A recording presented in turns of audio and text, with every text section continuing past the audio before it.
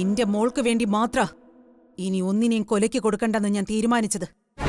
അല്ലായിരുന്നെങ്കിൽ ദേ ഈ നിൽക്കുന്ന പലരും വെട്ടിയിട്ടതുപോലെ മംഗലശ്ശേരിയുടെ നടുത്തളത്തിൽ കോടി പുതച്ച് കിടന്നേനെ. ദേ ഇവൻ പോലും.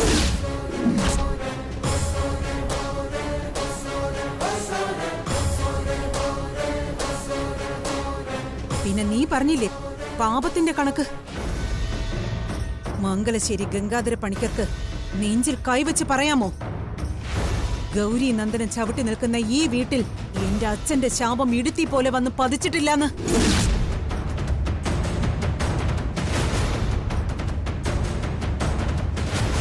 ശാപോ? ഞങ്ങളുടെ കുടുംബത്തെ ഒരു ശാപവും ബാധിച്ചിട്ടില്ല. നിന്ന് പ്രസംഗിക്കാതെ ഇറങ്ങിപ്പോ. വേഷം കെട്ടി വന്നിരിക്കുന്നു.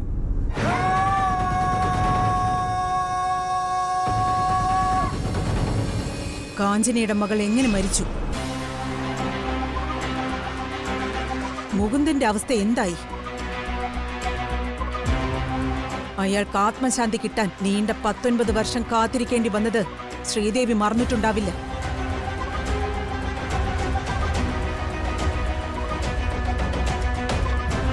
മകൻ അച്ഛന് ബലിയിടാൻ മനസ്സ് വരാത്തത് എന്താ ശ്രീദേവി? കാവേരിക്ക് ഒരു കുഞ്ഞിനെ പ്രസവിക്കാനുള്ള യോഗം ഉണ്ടായോ? മറ്റൊരുത്തി ഇപ്പോഴും ഒറ്റത്തടിയായി നിൽക്കുന്നുണ്ടല്ലോ. എന്തിന് ഇത്ര തവണയായി ഗംഗാധര പണിക്കർ കൊച്ചുമക്കളുടെ വിവാഹം മാറ്റിവെക്കുന്നു? പേരക്കുട്ടി വീൽ ചെയറിൽ 2 കാലുകളും ഛേദിച്ച് കളയാനുള്ള ഊഴവും കാത്തിരിക്കുന്നത് ചെയ്തു കൂട്ടിയ പാപങ്ങളുടെ ഫലമല്ലാതെ മറ്റെന്താണ്?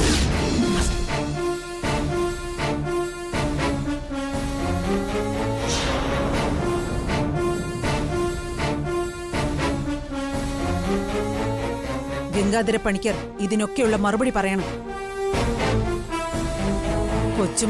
കൊച്ചുമകളുടെ കഴുത്തിൽ താലി കെട്ടിയിട്ട് എന്താ ഗംഗാധര പണിക്കരെ നിങ്ങൾ നേടാൻ പോകുന്നത്?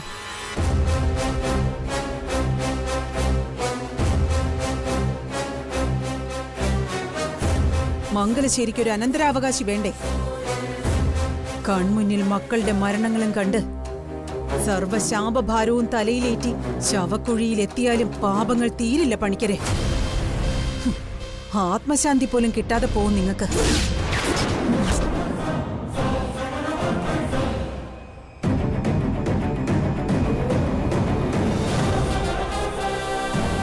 വല്യപ്പച്ചി, ഈ സ്ത്രീയുടെ മുഖത്തടിച്ച് പുറത്താക്ക്. എന്നെ കൊണ്ടത് ചെയ്യിപ്പിക്കരുത്.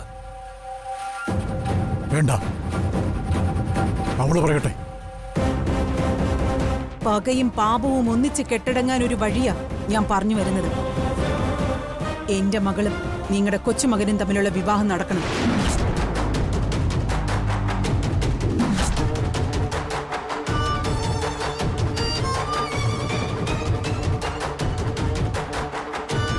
പണിക്കർക്കിത് തള്ളുകയോ കൊള്ളുകയോ ചെയ്യാം. നിങ്ങൾ കുറെ നേരമായിട്ട് മോളെ പറ്റി പറയുന്നുണ്ടല്ലോ. ആരാ നിങ്ങളുടെ മോള്? ഞാൻ അവളെയും കൊണ്ടാ വന്നത്. പുറത്ത് കാറിലിരിപ്പുണ്ട് മോള്.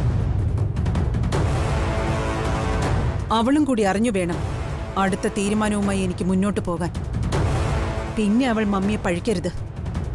മമ്മിയുടെ വഴിക്ക് വരാനും പാടില്ല.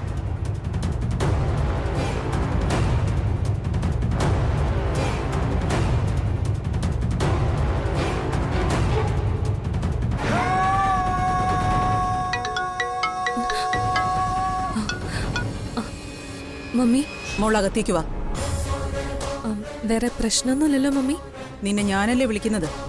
ആ, ഞാൻ വരിക. അകത്തേക്ക് ചെല്ലാൻ പറഞ്ഞു. മോളുടെ മമ്മി മംഗലശ്ശേരിയെ ഉഴുതുമറിച്ചു കഴിഞ്ഞു. ആ മമ്മിയുടെ മകളായിട്ട് തന്നെ ചെല്ല്. മോളുടെ വിവാഹം തീരുമാനിക്കുന്ന ദിവസമായി ഇന്ന്. ആ, മോള് ചെല്ല്. അങ്കിള് പിന്നാലെ വരാം. ചെല്ലു മോളെ.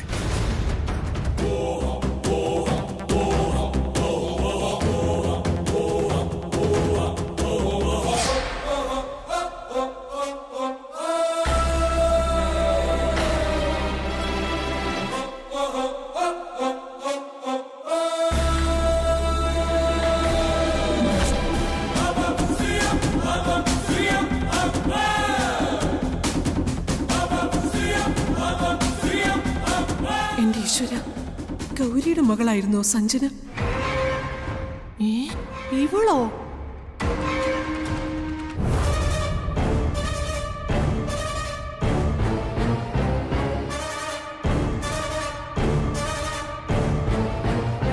അപ്പൊ നീ ആയിരുന്നല്ലേ ഗൗരിയുടെ മോള്?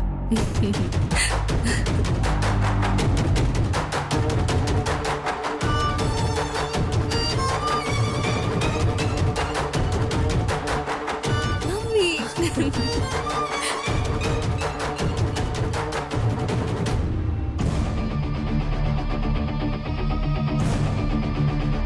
ഇതാണ് എന്റെ മകൾ സഞ്ജന.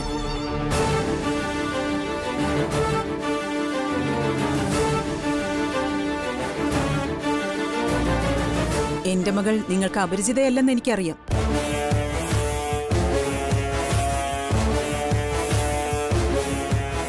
എല്ലാം അറിഞ്ഞു വെച്ച് തന്നെയാണല്ലേ നീ എന്റെ പിന്നാലെ കൂടിയത്. സത്യമായും എന്റെ മമ്മിക്ക് ഈ നാടുമായുള്ള ബന്ധം എനിക്കറിയില്ലായിരുന്നു. സഞ്ജു, എന്നെ തെറ്റിദ്ധരിക്കരുത് പ്ലീസ്. ഒന്നും അറിയാതെയാണോ നീ മംഗലശ്ശേരി ഗ്രൂപ്പിന്റെ ഷെയർ വാങ്ങിയത്? പറ. ആ ചതി തിരിച്ചറിയാൻ കഴിയാതെ പോയി എനിക്ക്.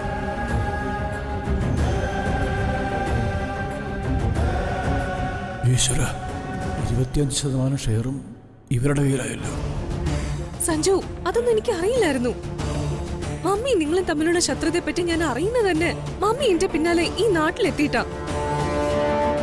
നീ ഇവളെ ഇതിന്റെ പേരിൽ കുറ്റപ്പെടുത്തണ്ട. ഇവൾ നിരപരാധിയാ. പിന്നെ മംഗലശ്ശേരി ഗ്രൂപ്പ്സിന്റെ ഷെയർ വാങ്ങാൻ ഞാൻ തയ്യാറായത് പക മനസ്സിൽ വെച്ച് തന്നെയാ.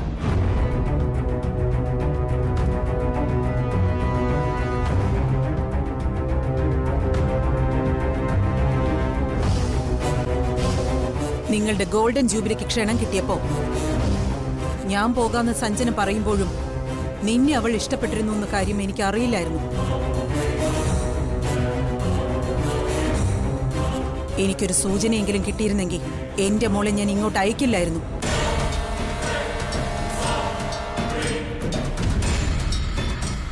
ഇവളുടെ വിവാഹം ആദി എന്ന പയ്യനുമായി ഉറപ്പിക്കാനുള്ള തീരുമാനത്തിലായിരുന്നു ഇവളുടെ ഡാഡി ചന്ദ്രവർമ്മ.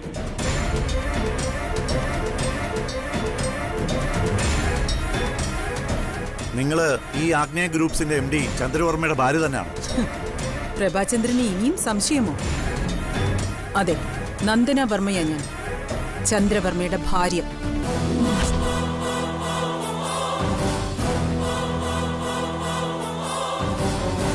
ആഗ്നേയ ഗ്രൂപ്പ്സിന്റെ ഏക അവകാശിയായ ഇവള നിങ്ങളുടെ മകനെ കിട്ടിയില്ലെങ്കിൽ മരിച്ചു കളയാൻ തീരുമാനിച്ചത്.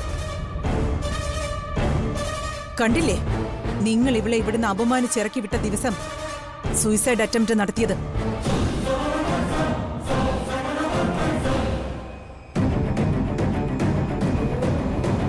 സമയത്തിന് ഞാനിത് കാണാതെ പോയെങ്കിൽ എനിക്കിത് ഇവിടെ വന്ന് പറയാൻ ഒരാൾ പോലും അവശേഷിക്കില്ലായിരുന്നു. ഞാനൊന്നും ചെയ്യണ്ട, ഇവളുടെ ഡാഡി തന്നെ മുംബൈയിലിരുന്ന് ചെയ്തോളും.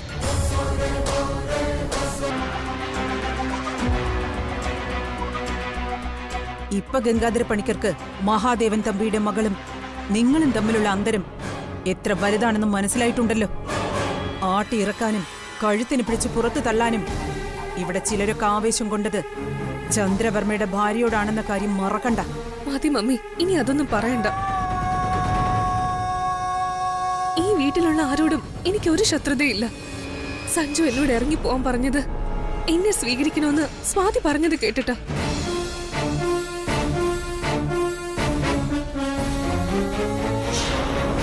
സഞ്ജു എന്നെ വിവാഹം ചെയ്യുന്നതിൽ സ്വാതിക്ക് ഒരു എതിർപ്പുമില്ല.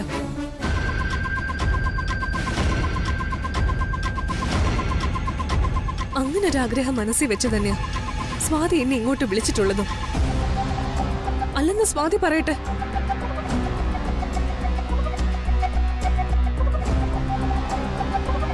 എന്താ ആരും ഒന്നും പറയാത്തത്?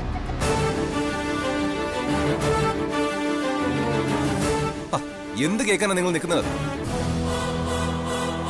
എനിക്ക് പറയാനുള്ളതൊക്കെ ഞാൻ നിങ്ങളുടെ മോളോട് പറഞ്ഞിട്ടുണ്ട്.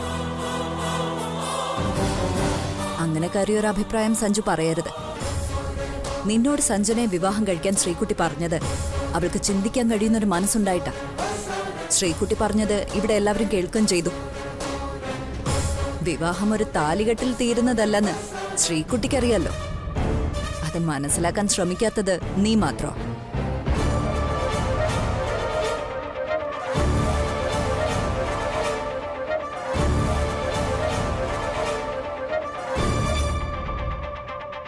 ഈ കുടുംബം നിലനിന്ന് പോണെങ്കിൽ ഒരനന്തരാവകാശി വേണം. ഞാനിത് പറഞ്ഞ കാര്യോ? നിന്റെയും ശ്രീകുട്ടിയുടെയും താലികെട്ട് കഴിഞ്ഞാൽ ഞങ്ങൾക്ക് പിന്നെ എന്ത് പ്രതീക്ഷയുള്ളത്? അപ്പച്ചി ഇനി ഒരു അക്ഷരം പറയരുത്. എനിക്ക് പറയാതിരിക്കാനാവില്ല സഞ്ജു. നിന്റെ അമ്മ മനസ്സുകൊണ്ട് ചിന്തിച്ചു പോകുന്നതാ ഞാൻ പറഞ്ഞു പോകുന്നത്. ശ്രീദേവി മറ്റുള്ളവരെ ബോധ്യപ്പെടുത്താൻ അങ്ങനെ അല്ല എന്ന് പറയുമെങ്കിലും സ്വന്തം മകന്റെ ഒരു കുഞ്ഞിനെ കാണാൻ ആഗ്രഹിച്ചു പോവില്ലേ? ഇത്രയും കാലം ആ സ്വപ്നവും മനസ്സിൽ വെച്ചല്ലേ ശ്രീദേവി ജീവിച്ചത്.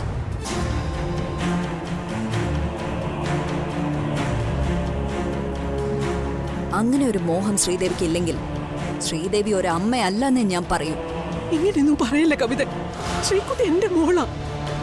ഈ നിൽക്കുന്ന പെണ്ണിനെയും ശ്രീദേവി മോളാണെന്നല്ലേ പറയുന്നത്? ഒരധികപ്പറ്റ് പോലെ എങ്ങനെ ഇവൾ സഞ്ജുവിന്റെ ഭാര്യ എന്ന ലേബലിൽ ഇവിടെ ജീവിക്കും? ഒരു ചെറുപ്പക്കാരന്റെ ജീവിതം നശിപ്പിച്ചു എന്ന പശ്ചാത്താപത്തിൽ ഉരുകിയായിരിക്കും ഇവളിവിടെ ജീവിക്കുക. എന്തിനാ അങ്ങനെ ഒരു വിധിയിലേക്ക് ഇവളെ വലിച്ചെറിയണം? അപ്പച്ചി മതി. നിർത്ത്. എന്റെ പേരിൽ ഇനി ആരും ഇവിടെ ഒച്ച വെക്കണ്ട. എനിക്ക് ആരുടെ സഹതാപവും വേണ്ട.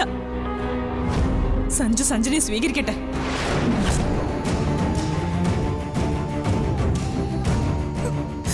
സഞ്ജു ഞാനും തമ്മിൽ ഇനി ഒരു വിവാഹം ഉണ്ടാവില്ല.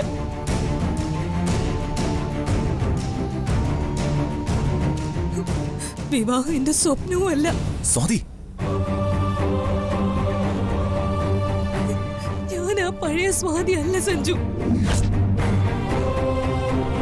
ഇനിമേൽ ദൈവത്തെ ഓർത്ത് സഞ്ജു എന്റെ പിന്നാലെ വരരുത്. അതെന്റെ അവസ്ഥയെ അപമാനിക്കുന്നതിന് തുല്യവാ. സഞ്ജുവിനെ വിധിച്ച പെണ്ണ് സഞ്ജനയാ.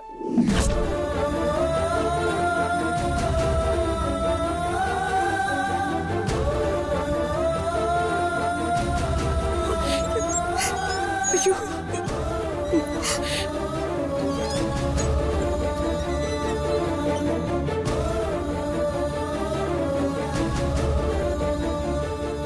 എന്റെ മോള് പറഞ്ഞതാ എനിക്കും കാഞ്ചനിക്കും പറയാനുള്ളത്. ഈ കുടുംബം നിലനിന്ന് പോട്ടെ, ഈ വിവാഹം നടക്കട്ടെ. സഞ്ജുവിന് കിട്ടാവുന്നതിൽ വെച്ച് ഏറ്റവും നല്ല ബന്ധം തന്നെയാണ് അച്ഛ ഇത്. അച്ഛൻ വാക്ക് കൊടുത്തേക്ക്. ഞങ്ങൾക്ക് സന്തോഷമേ ഉള്ളൂ.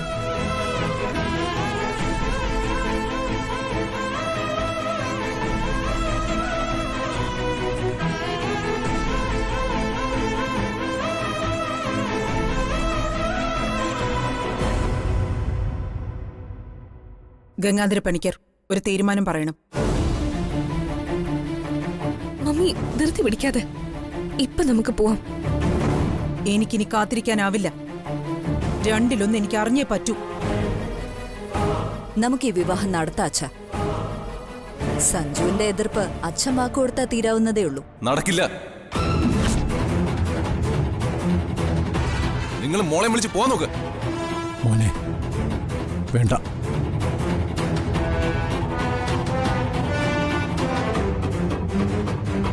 നമ്മുടെ കുടുംബത്തെ ഗ്രസിച്ച പാവം തീരാൻ ഇതല്ലാതെ വേറെ വഴിയില്ല.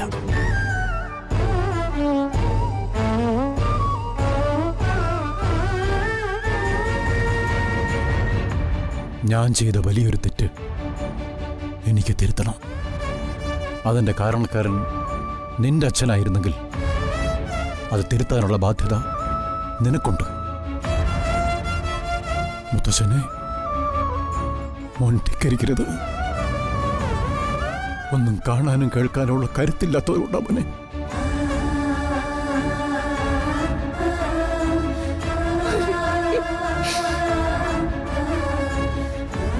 ഗൗരിയുടെ മോള് എന്റെ മോൻ സ്വീകരിക്കണം. മുത്തശ്ശ,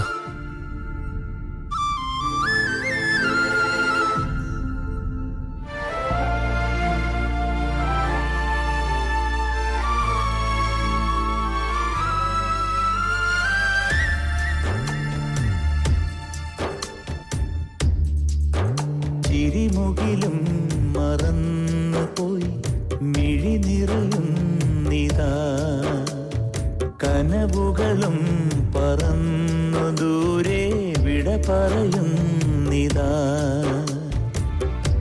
പുലരികൾ പൊഴിയവേ രാവായി മാറിയോ ദിനം, മൊഴികളാൽ മുറിയവേ താനേ തേങ്ങിയോ മനം, നിഴലേ നീ മാത്രമൊപ്പം, ചിരിമുകിലും മറന്നു പോയി മിഴി നിറയുന്നിതാ, കനവുകളും പറന്നു ദൂരെ വിട പറയുന്നിതാ. മോളെ, അച്ഛ, എന്താ അച്ഛ എന്റെ ജീവിതം ഇങ്ങനെയായി പോയത്? എന്തു മറുപടി പറയണമെന്ന് അച്ഛൻ അറിയില്ല മോളെ. സഞ്ജുവിനോട് സഞ്ജുനെ വിവാഹം ചെയ്യാൻ പറഞ്ഞത് ഞാൻ തന്നെയാ. അവളെ സഞ്ജുവിനെ അത്രമാത്രം സ്നേഹിക്കുന്നെന്ന് മനസ്സിലാക്കിയാ ഞാനത് പറഞ്ഞത്. ഇപ്പോഴും എനിക്കതിൽ സങ്കടമൊന്നുമില്ല. പക്ഷെ തൊട്ടു മുമ്പ് വരെ അങ്ങനെയൊന്നും ആയിരുന്നില്ലല്ലോ മോളെ. നിന്റെ സഞ്ജുവിന്റെ വിവാഹ തീയതി കുറിക്കാൻ ശാസ്ത്രികൾ പുറപ്പെട്ടു കഴിഞ്ഞു. വീണ്ടും സ്വപ്നങ്ങൾ നൽകി എന്റെ മോളെ നോവിച്ചു. എങ്ങനെ എന്റെ മോക്ക് ഈ വേദന താങ്ങാൻ കഴിയുന്നു? എന്തിനെങ്കിലും കൊല്ലാകൊല ചെയ്യുന്നു?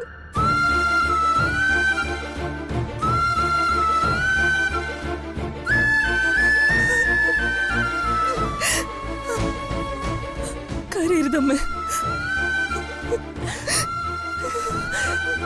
ഈ വേദന എങ്ങനെ നിനക്ക് നെഞ്ചിലടക്കാൻ കഴിയുന്നു മോളെ? എനിക്ക് വേദനയില്ലെന്നൊന്നും ഞാൻ പറയുന്നില്ല. എത്ര വർഷം സഞ്ജുവിനെ സ്നേഹിച്ചതാ ഞാൻ. അച്ഛനെയും അമ്മയേക്കാൾ സഞ്ജുവാണ് എനിക്ക് വലുതെന്ന് തീരുമാനിച്ച നിമിഷങ്ങളും ഉണ്ടായിട്ടുണ്ട്. സഞ്ജു ഇപ്പോ എന്റെ ജീവിതത്തിൽ ഇല്ലെന്ന് മനസ്സിലാവുമ്പോ ഞാൻ അനുഭവിക്കുന്ന വേദനയുടെ 10 മടങ്ങ സഞ്ജു അനുഭവിക്കുന്നത്.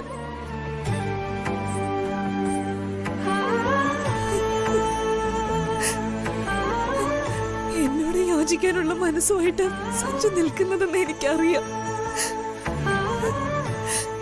എന്റെ 2 കണ്ണുകളും നാളെ ഇല്ലാതായാലും സഞ്ജു എന്നെ കൈവിടില്ല. എന്നോടുള്ള സഞ്ജുവിന്റെ സ്നേഹത്തിന്റെ അളവ് കുറഞ്ഞു പോകത്തുമില്ല.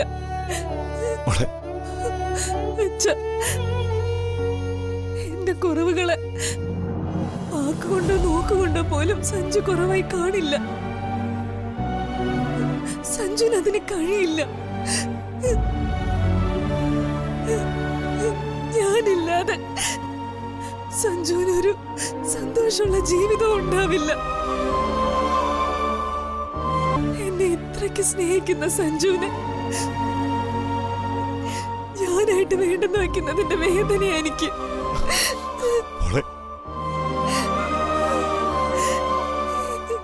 എങ്ങനെ എനിക്ക് കഴിയുവച്ച സഞ്ജുവിന്റെ സങ്കടം കണ്ട് മുഖം തിരിച്ചു പോകാൻ? അച്ഛനാ വിവാഹത്തിന് സമ്മതം മൂളി കഴിഞ്ഞു. ഈ കുടുംബത്തിന്റെ നിലനിൽപ്പിന് അതാവശ്യമാ മോളെ. അത് അംഗീകരിക്കാനല്ലാതെ നമുക്കൊന്നിനും കഴിയില്ല. സഞ്ജുവിനെ അവന്റെ വഴിക്ക് വിടാം. സാഹചര്യങ്ങൾ അവനെ പുതിയ പുതിയ ഉത്തരവാദിത്തങ്ങൾ ഏറ്റെടുക്കാൻ പ്രേരിപ്പിക്കും. അവൻ പിന്നീട് അതിൽ ജീവിച്ചോളൂ. നമുക്ക് നമ്മുടെ വിധി, അല്ലെങ്കിൽ എന്റെ മോൾ അധികം പറ്റാവും. കവിതയായിട്ട് അതിന്റെ വഴിമരുന്നിട്ട് കഴിഞ്ഞു. ഈ വേദന മോള് സഹിച്ചില്ലെങ്കിൽ ഇതിനേക്കാൾ വലിയ വേദന മോൾ അനുഭവിക്കേണ്ടി വരും. ഇപ്പൊ ഞാനത് പൂർണ്ണമായി ഉൾക്കൊള്ളാൻ തയ്യാറായി കഴിഞ്ഞു. ഇടയ്ക്ക് മനസ്സൊന്ന് വഴുതി പോയെങ്കിലും ഇനി അതുണ്ടാവില്ല.